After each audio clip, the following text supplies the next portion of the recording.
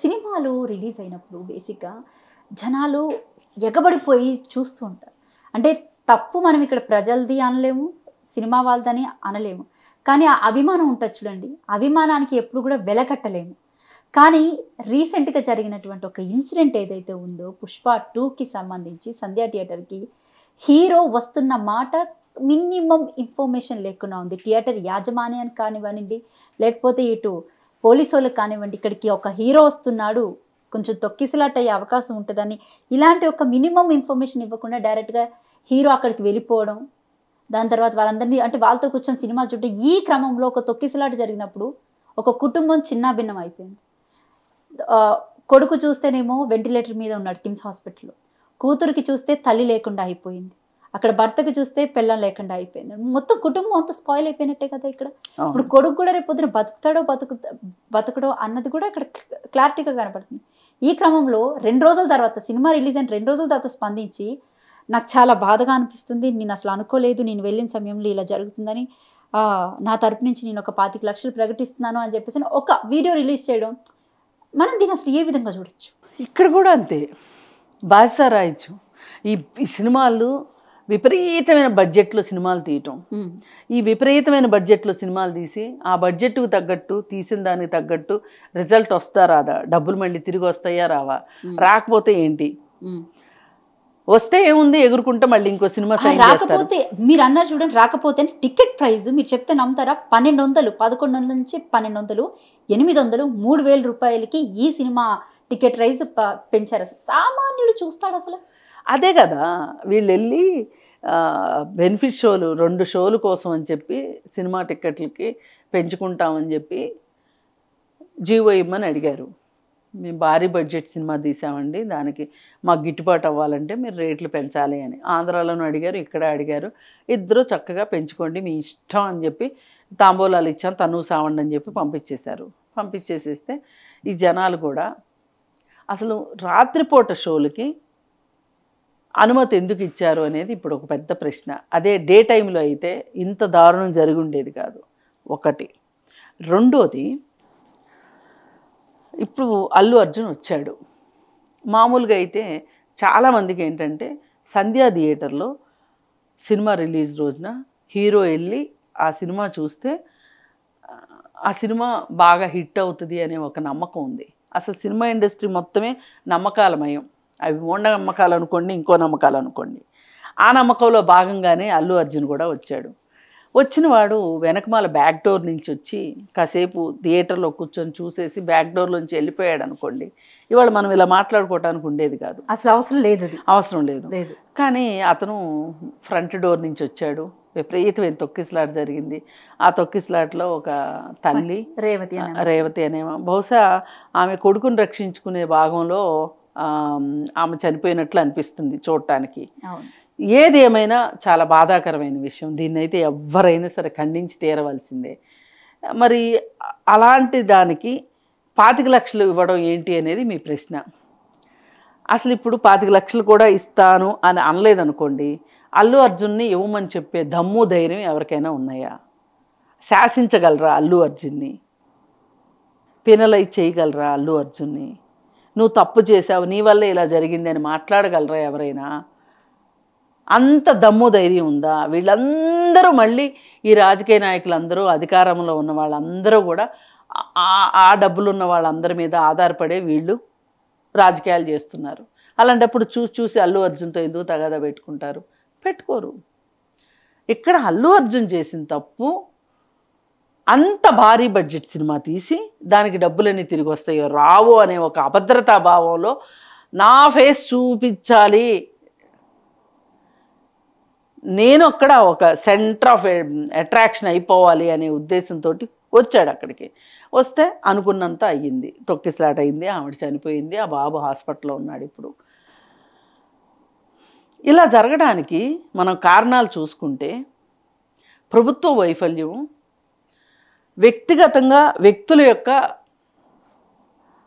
వాళ్ళకి సినిమా యాక్టర్ల మీద ఉన్న ఆరాధన భావం, ఆ పరాధీనత ఉంది చూసారా, అది వాళ్ళు చావటానికి అదే కారణం. అల్లు అర్జున్ వచ్చాడు, తొక్కిసలాట అయింది, చనిపోయింది అనే దానికంటే కూడా ఇక్కడ మనం ఆలోచించాల్సింది ఏంటంటే, ఇంత చిన్న పిల్లల్ని తీసుకొని అర్ధరాత్రి ఆ టైంలో సినిమాకి రావాల్సిన అవసరం ఏంటి? ఇది మనం ఆ టైంలో ఎవరన్నా బ్యాచులర్స్ కావచ్చు, ఇంకొకళ్ళు అంటే నేను అదే అన్నాను, అభిమానం ఎప్పుడు వెలకట్టలేంది. అభిమానము కాదు ఇక్కడ, అభిమానం వెర్రి తలలు వేసింది.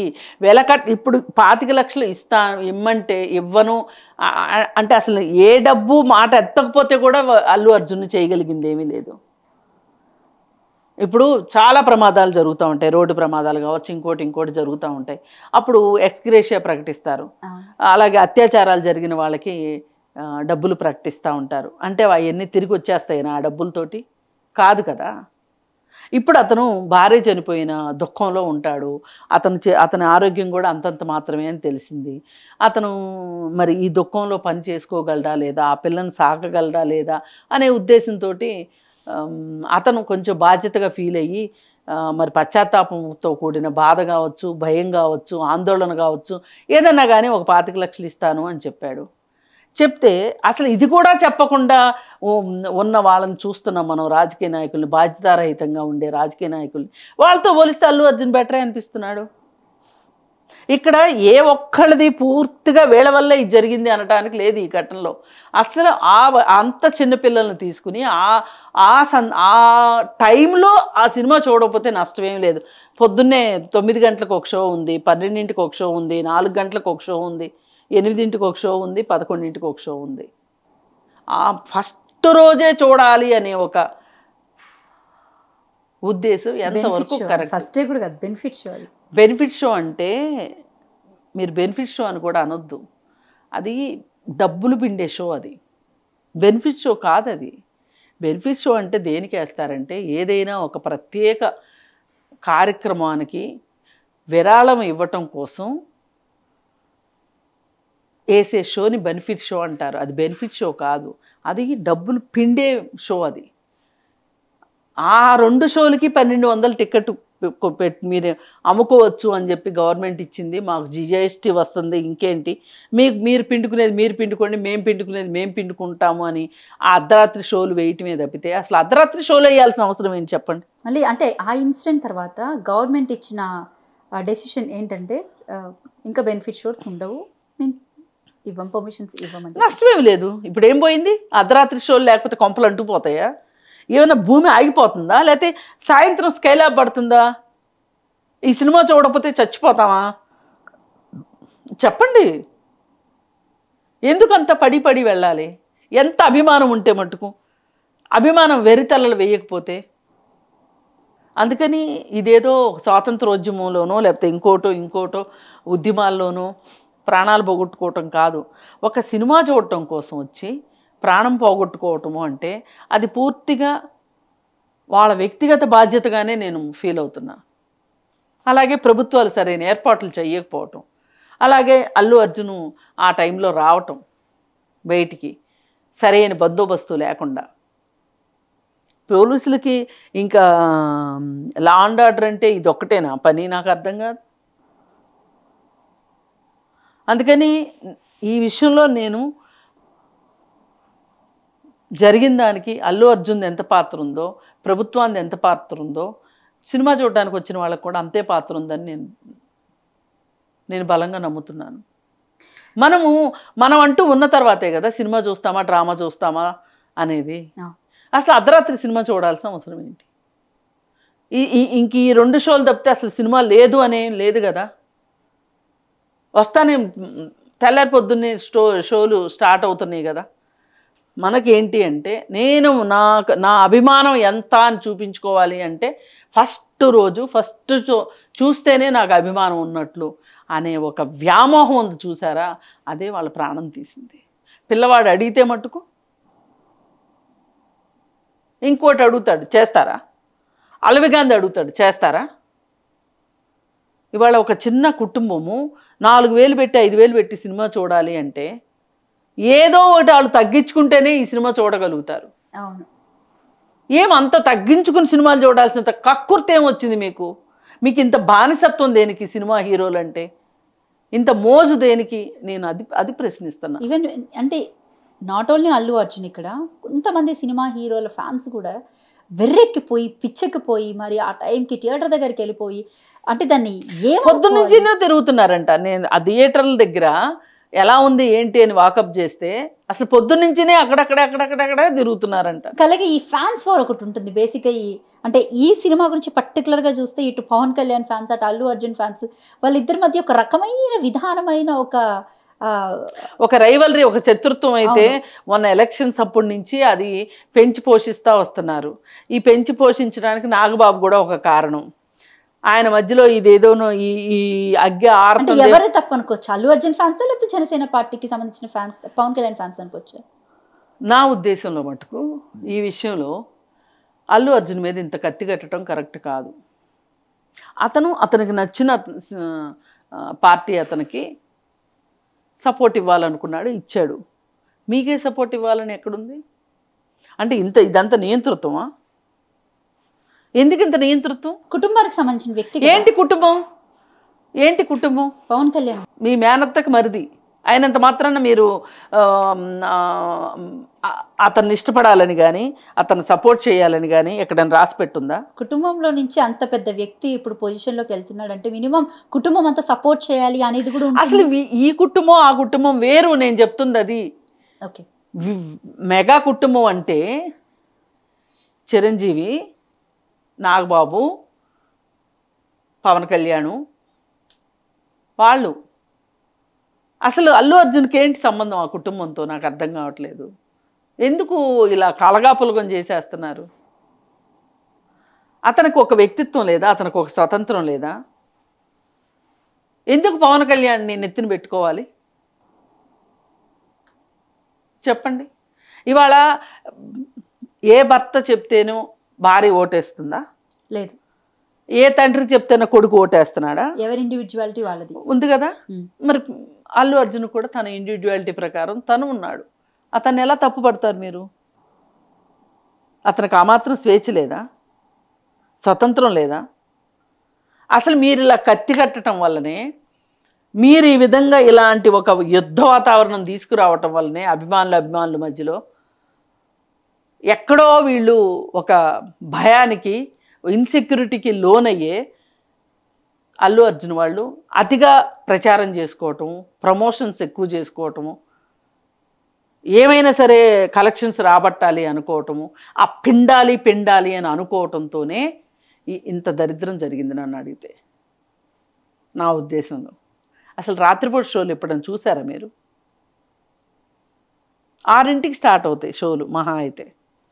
అర్ధరాత్రి షో ఏంటండి? Benefit shows. అదే బెనిఫిట్ షోస్. ఎవరికి బెనిఫిట్? మిమ్మల్ని ఎవడు తీయమన్నాడు అంత బడ్జెట్తో సినిమాలు?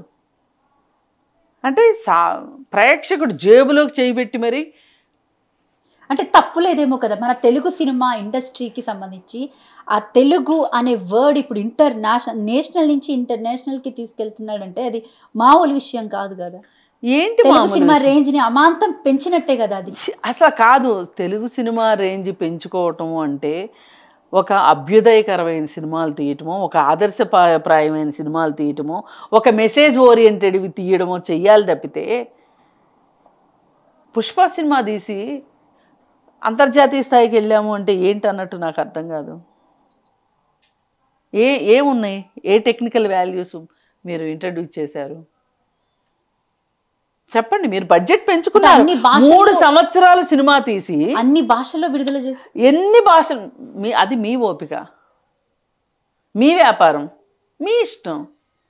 మీకోసం మీరు వ్యాపారం చేసుకొని ఎవరిని బాధ్యులు చేస్తారు? దీనికి ఎవరి కోసం చేశారు? ఇప్పుడు లాభాలు వస్తే ఎవరు తింటారు చెప్పండి? అయ్యో పాపం 1200 పెట్టి టికెట్ కొనుక్కున్నారే అని చెప్పి వీళ్ళకి ఏమైనా డబ్బులు ఇస్తారా వెనక్కి? రేపు డబ్బులు వస్తే అసలు ఇంత చొక్కాలు చించుకునే అభిమానులు అర్ధరాత్రి చల్లోసి వచ్చి 1200 పెట్టి టికెట్ కొనుక్కునే చూసే అంత పిచ్చి జనాలు ఉన్నప్పుడు వాళ్ళకి ఫ్రీగా సినిమా చూపించాలి. అసలు వాళ్ళకి ఫ్రీగా సినిమా చూపించాలి ఇంత అభిమానం చూపిస్తున్నారు అంటే. ట్రూ మీరు అన్నమాట. ఎందుకంటే వాళ్ళు ప్రీ రిలీజ్ ఈవెంట్స్లో చెప్పేటువంటి మాటలు మీరు లేకపోతే ఈ రోజు నేను లేను అని చెప్తున్నారు. అసలు ఇక్కడ ఉండను అని చెప్తారు కథలు ఇట్లాగే చెప్తారు. అవును, అందుకని ఒక హైప్ క్రియేట్ చేస్తాను, ఒక ఆర్టిఫిషియల్ హైప్ క్రియేట్ చేస్తున్నారు. ఇదంతా నిర్మాతలు చేసింది తప్పంతా. ఇది చిత్రం యూనిట్ వాళ్ళు చేసింది తప్పు. అందుకని చెప్పి అతను అల్లు అర్జున్ ఆయన ఆస్తులన్నీ రాసివ్వలేదేంటి, లేదంటే అంటే జనసేన పార్టీకి సంబంధించిన ఒక కీలక నేత అన్నటువంటి మాట ఏంటంటే, నువ్వైతే 300 కోట్ల వరకు రెమ్యునేషన్ తీసుకోవచ్చు, కానీ మార్కెటింగ్ చేసుకోవచ్చు, కానీ నువ్వు చనిపోతే నువ్వు ఇచ్చేది మాత్రం 25 లక్షలను ముస్టేస్తున్నావా ఆ కుటుంబానికి అన్నటువంటి మాట కూడా అనడం అంటే ఎక్స్ వేదికగా ట్వీట్ చేయడం జరిగింది.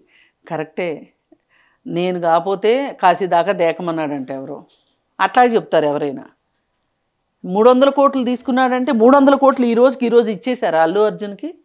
అల్లు అర్జున్ 20 సంవత్సరాల నుంచి 15 సంవత్సరాల నుంచి కష్టపడి వచ్చాడు, ఈ దశకు వచ్చాడు. అఫ్ కోర్స్ అభిమానులు చూస్తేనే వచ్చాడు, కాదని ఎవరు అనట్లా. అందుకే 25 లక్షలు ఇస్తున్నాడు. లెక్క కట్టడం కరెక్ట్ కాదు. నేను ఈ కుటుంబానికి బాసటగా ఉన్నాను అని చెప్పదలుచుకున్నాడు అతను ఒక బాధ్యత తీసుకున్నాడు అనుకుంటున్నాను నేను. తీసుకోకపోతే ఏం చేస్తారు అసలు? ఇప్పుడు ఈ బెనిఫిట్ షోలు ఎందుకు వేశారు చెప్పండి? ఇన్ని మాట్లాడేవాళ్ళు ఎందుకు అనుమతి ఇచ్చారు? అనుమతి ఇవ్వమని మీ యూనిట్ ఎందుకు వెళ్ళింది?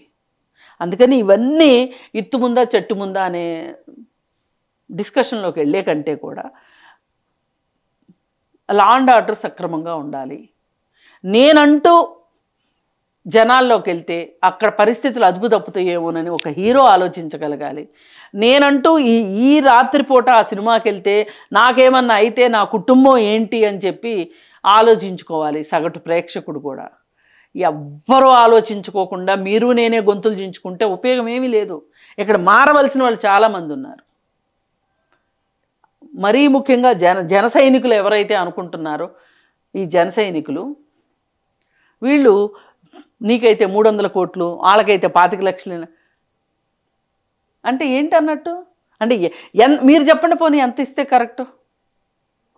మనం వెలకట్టలేం దానికి కదా. ఒక ప్రాణానికి డబ్బుతో ఎప్పుడు వెలకట్టలేం కదా. ఇప్పుడు ఒక రోడ్ యాక్సిడెంట్ జరుగుతుందమ్మా, నాకు ఎంతో కొంత తోచింది కాబట్టి నేను ఇస్తాను అంతే. అదే రోడ్ యాక్సిడెంట్ జరిగింది, గవర్నమెంట్ 5 లక్షలు ఇస్తానంటది. లేదు ఎవరైతే యాక్సిడెంట్ చేశాడో అతను 10 లక్షలు ఇస్తాను అంటాడు. అంటే 10 లక్షలైనా విలువ అంటే విలువ ఎంతో చెప్పండి పోనీ. ఎలా లెక్క కట్టగలుగుతారు? హ్యూమన్ లైఫ్ వాల్యూని ఎవరు లెక్క కడతారు? అది వాల్యుబుల్. అందుకని ఇవన్నీ మానేసి వ్యక్తులుగా అభిమానం ఉంటే మీ మనసులో ఉంచుకోండి. మీ ప్రాణాలకు తెగించి చేయాల్సినంత త్యాగాలు అయితే అవసరం లేదు ఒక సినిమా చూడటం కోసం. అలాగే వీళ్ళు వచ్చారు ఇంతే చాలు మూవీ వాళ్ళు బెనిఫిట్ షోలకి టికెట్లు ఎంత రేట్లు అయినా పెంచుకొని వాళ్ళు పీలుస్తామంటే పీల్చుకొని ఇచ్చేటట్లు ఇచ్చిన ప్రభుత్వాలది కావచ్చు, అలాగే ఇన్ఫర్మేషన్ ఇవ్వకోకుండా వెళ్ళిన అల్లు అర్జున్ కావచ్చు, వీళ్ళందరిది భాగస్వామ్యం ఉంది దీంట్లో, ఏ ఒక్కరిది అంటానికి లేదు. అందుకని ఎవ్వరికి వాళ్ళు నా తప్పు ఎంత ఉంది అని ఆలోచించుకోగలగాలి. అంతేగాని పక్కోడిది తప్పు అని చెప్పి పక్కోడు ఇంకో చూడటం కాదు. నా దృష్టిలో అయితే ఇది సంగతి. Right madam, thank you madam, thank you so much.